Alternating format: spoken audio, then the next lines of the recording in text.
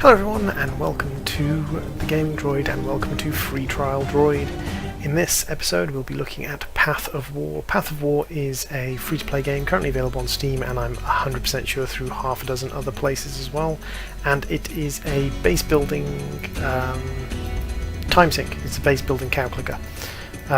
It's a lane-based base building cow clicker, and by what that means is a lot of base building games are based around a box or platform style where you can build items anywhere you want in a large area, and when you attack places you can attack them from any direction, so you have to design your bases with that in mind, and you have areas of effect and things like that that overlap. In this one it's lane based. Enemies will always come from the bottom of the screen and they will walk up, and when you attack things you will go from the bottom of the screen and walk up, which means it favours this style of where things are put into lines. Now turrets can attack diagonally or can attack to the lanes beside them, including a couple of lanes out, and your troops can attack to lanes beside them as well. At the moment I have an objective of destroying Steelworks, and this is where this game becomes not different, but it's an element that's not included in all of them, and that is that we have a world map and we have missions, we have NPCs to take on. So this is one of the NPCs, and this is a sort of mixed NPC. So what we have at the moment is we're quite low level, and we have enemy troops which have machine guns, we have an enemy turret, we have a couple of enemy steelworks, and we have the enemy HQ. So the enemy troops can move during combat and the turrets can't, and what we need to do is we need to defeat these. So what I'm going to do is I'm going to whack a couple of these guys down, and I'm going to see if I can grind my way through. As you can see, my troops have started advancing. Things can only move to the left if they've got a free space to do so. So these things were acting as a block for me, so basically I had to focus on this hand side. So there is, to a certain extent, tactics involved. We're plundering steel, which allows us to build things back at home and also allows us to refill our command points. And it's not bad at all. So we have one more steelwork left to go. This is a veteran base, and it's the reward of unlocked guided missiles, but I haven't gotten to the mission to do that yet. So, scout it out. And again, we've got troops on this side, we've got turrets on this side, and we have to get down the centre. Now the troops are blocked off by these walls.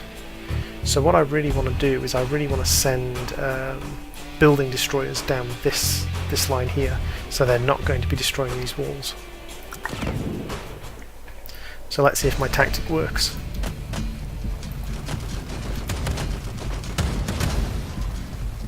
They'll next target the wall, these guys will go after the turret, and then they'll start working on the wall for me. And it'll just work the way down, and eventually we'll have a couple of guys working on the headquarters. So we can fast forward it with this button, see how successful we are.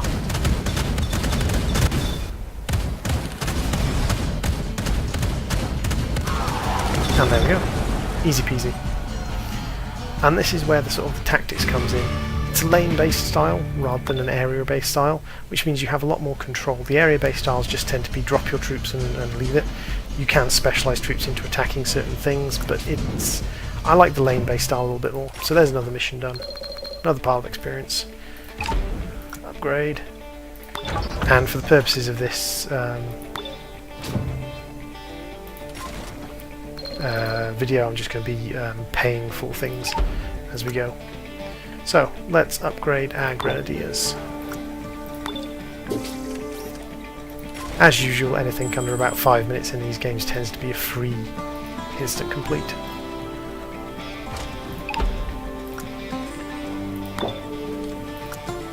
Let's upgrade them as well. Let's upgrade my turret. So it does show you the area of effect, and this is my next mission. This is to take on the source of missiles.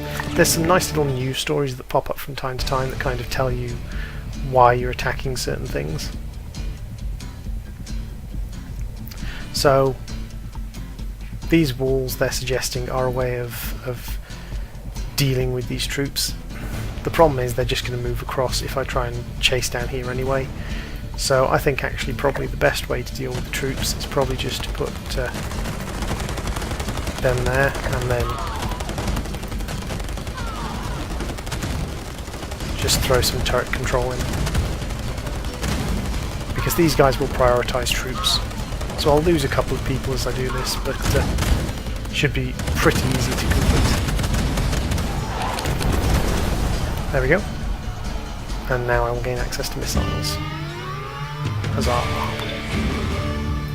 Refill my command points for a couple of steel. The command points seem reasonably cheap.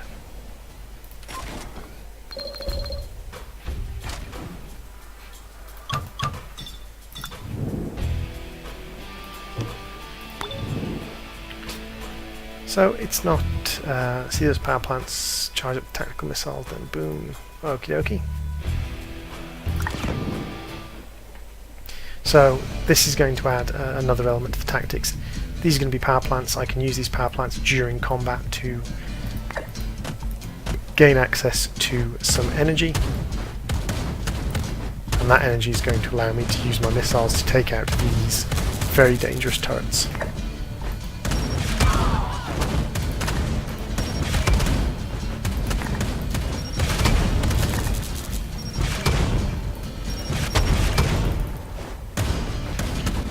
Now the missiles do get more expensive as we go along, so...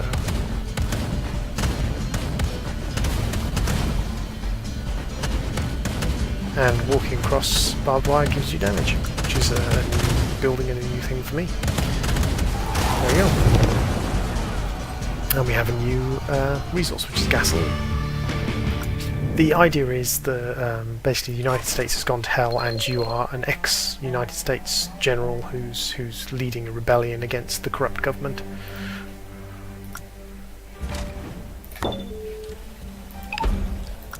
Yes, yes, yes. Headquarters, upgrade. Yes, that's fine. So these are our new things. We've got an oil pump, we've got a new defensive thing, +1 wall, and barbed wire. As with these things, they give you a little bit of currency as you go along. So we've got another wall. We'll move that there. Yes, finish. And some barbed wire. I need to move my mud pits. Yes, she'll be fine there.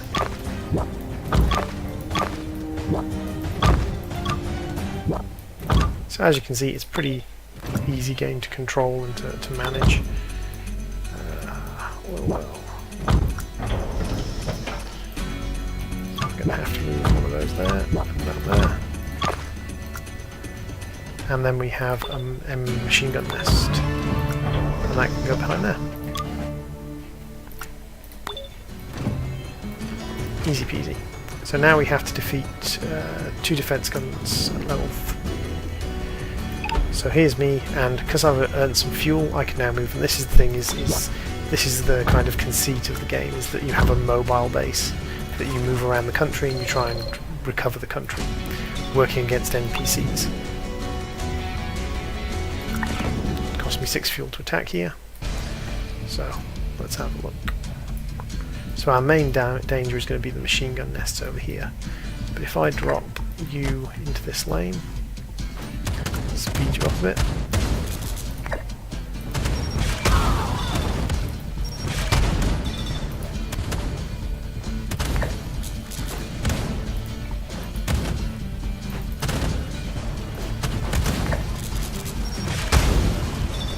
There we go. And an easy finish. And as the energy doesn't appear to be carried over battle to battle, then it doesn't really matter if you're just spamming missiles.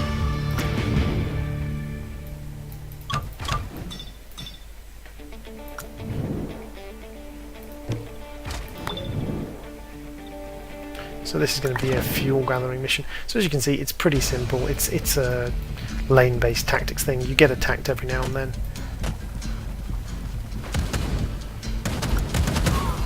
The machine gun nests are obviously quite powerful.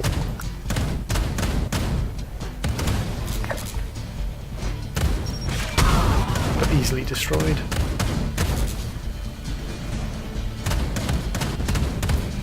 And once you've advanced to a certain distance, you can drop people in closer to the enemy. It's a decent little base building tactics game. It's got some nice NPC combat. I'm not 100% sure there is... I'm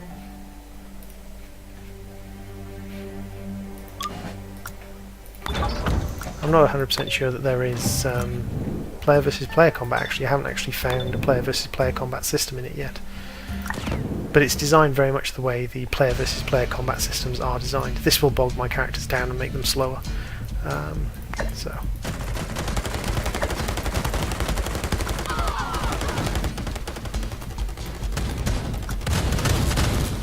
But it's very much the same sort of design as those player versus player style.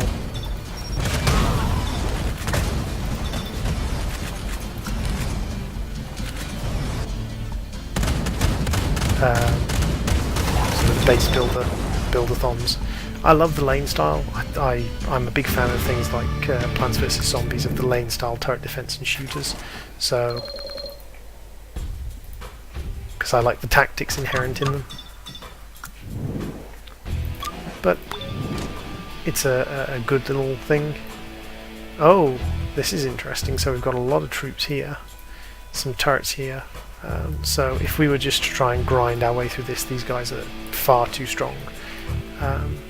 So we're going to have to refilm attack. Okay, so what we're going to have to do is we're going to have to go...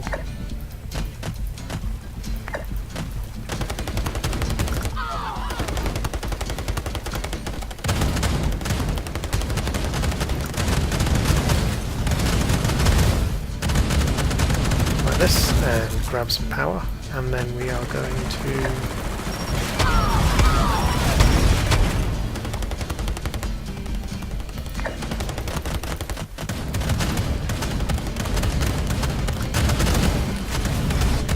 drop some people in, and for this we get a vehicle.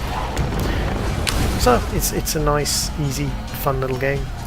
It is a bit of an odd one, considering it appears primarily to be single player, and yet it's got the cow clicker time equals money thing.